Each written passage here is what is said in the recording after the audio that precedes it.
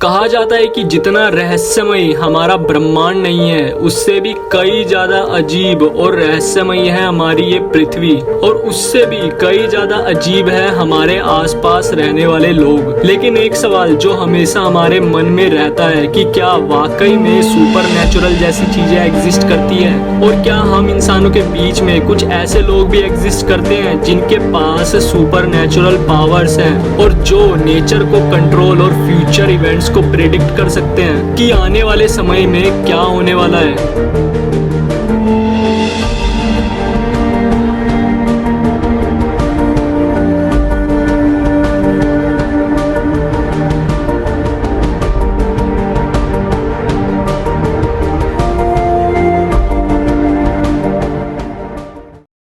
हमारी दुनिया में हमारे ही बीच में कुछ ऐसे लोग भी रहते हैं जिनके पास हम आम इंसानों के मुकाबले कुछ ऐसी पावर्स होती है जो उन्हें हम आम इंसानों से खास बनाती है। कुछ ऐसी पावर्स इन लोगों को ये जानने में मदद करती है कि आने वाले समय में क्या होने वाला है और कौन सी घटना घटने वाली है। और कभी कभी कुछ लोग ऐसे भी होते हैं जिनकी फ्यूचर प्रेडिक्शंस प्रेजेंट इवेंट्स और कैलकुलेशंस पर बेस्ड होती है, बट बिल्कुल एक्यूरेट होती है।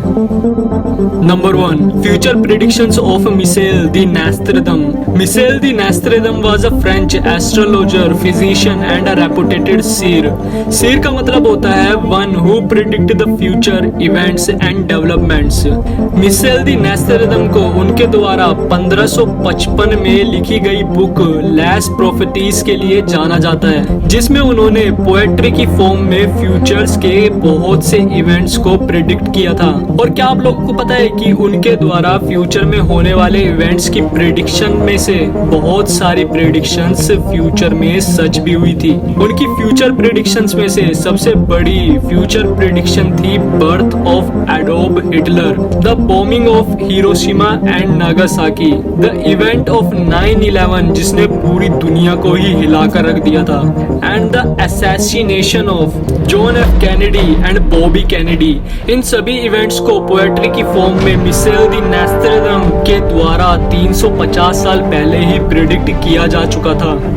Number 2, future predictions of H.G. Wells. H.G. Wells को उनके द्वारा लिखी गई book the world set free के लिए सबसे ज्यादा जाना जाता है, और उस टाइम के लोग ये माना करते थे कि H.G. वेल्स के पास किसी एलियन स्पीसीज का ब्रेन है, और लोगों के ऐसा कहने का मेजर रीजन था उनके थॉट्स एंड प्रेडिक्शंस, यानी कि फ्यूचर प्रेडिक्शंस का इनक्रेडिबली एक्यूरेट होना। H.G. वेल्स के द्वारा फ्यूचर प्रेडिक्शंस में सबसे बड़ी प्रेडिक्शंस थी nuclear weapon, moon landing, genetic engineering, laser and world war 2। ये सभी प्रेडिक्शन उन्होंने तब की थी जब इनकी डिस्कवरीज हुई भी नहीं थी। और H.G. वेल्स के द्वारा की गई और भी ऐसी साइंटिफिक प्रेडिक्शंस हैं जो अभी सच होना बाकी है, जैसे invisible man, time travel and interplanetary warfare.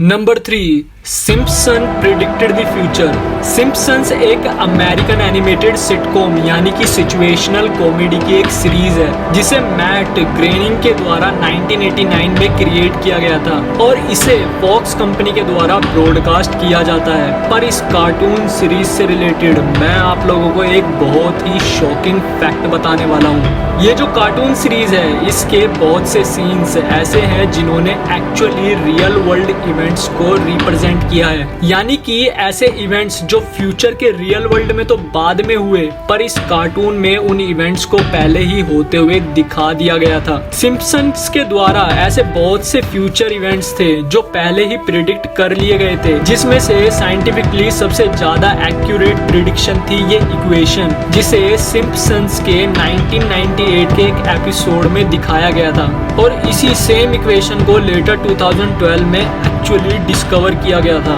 ऐसी और भी बहुत सारी फ्यूचर प्रेडिक्शंस थी जो इस एनिमेशन सीरीज के द्वारा प्रेडिक्ट की गई थी, जैसे in the episode of 200 prediction of Trump as the president of America, in the 2008 episode prediction of Obama drama later which actually happened in 2012, and in the 1995 episode and the prediction of future phones।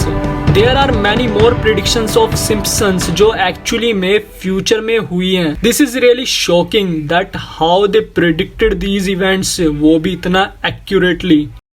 Number 4, Jules Verne prediction of Earth to the Moon in 1865। Earth to the Moon नाम की novel को joules वर्न के द्वारा 1865 यानी कि actual moon landing से 100 साल पहले लिखा गया था। ये जो नोवेल है ना, ये टोटली बेस्ड थी journey of mankind from earth to the moon. अगर आप लोग ये सोच रहे हो ना कि हाँ हो सकता है कि किसी नोवेल की कुछ फ्यूचर प्रिडिक्शंस फ्यूचर इवेंट से मैच कर सकती है, तो मैं आप लोगों को बता दूं कि इस नोवेल के अंदर जूल्स वर्न के द्वारा मून लैंडिंग से रिलेटेड जो प्रिडिक्शंस की गई थी वो थी size of rocket and material जिससे रॉकेट को बनाया जाएगा। Florida the launch site of rocket, जिसको उन्होंने 1865 में अपनी नोवेल में प्रिडिक्ट किया था, और 1969 में एक्चुअली रॉकेट की लॉन्च साइट भी फ्लोरिडा ही थी। And name of site on the moon जहां पर नील आर्मस्ट्रॉन्ग ने लैंड किया था। इतनी एक्यूरेट फ्यूचर प्रिडिक्शंस, वो भी एक्यूरेट डिटेल्स के साथ प्रिडिक्ट करना, वो भी 100 साल पहले, ऐसे टाइम पर जब रॉकेट्स हुआ भी नहीं करते थे। जूल्स वर्न ने ये सब प्रिडिक्शंस तब की थी जब रॉकेट जैसी चीजों का नाम भी नहीं था, और वो भी इतना एक्यूरेटली मून लैंडिंग को प्रिडिक्ट किया, वो भी इतना डीप डिटेल्स के साथ। This was really amazing. Number 5, Morgan Robertson prediction about the Titanic. In 1898, Morgan Robertson wrote a novel जिसका नाम था The Wreck of the Titanic, और मॉर्गन रॉबर्टसन के द्वारा लिखी गई ये नोवेल जिस फ्यूचर इवेंट से एक्यूरेटली विद डिटेल्स मैच करती है वो थी टाइटैनिक की रियल स्टोरी। मॉर्गन रॉबर्टसन की नोवेल के अकॉर्डिंग टाइटैनिक बहुत बड़ा और कभी न डूबने वाला समुद्री जहाज था जो कि 1500 से भी ज्यादा लोगों को लेकर नॉर्थ अटलांटिक को पार कर रहा था।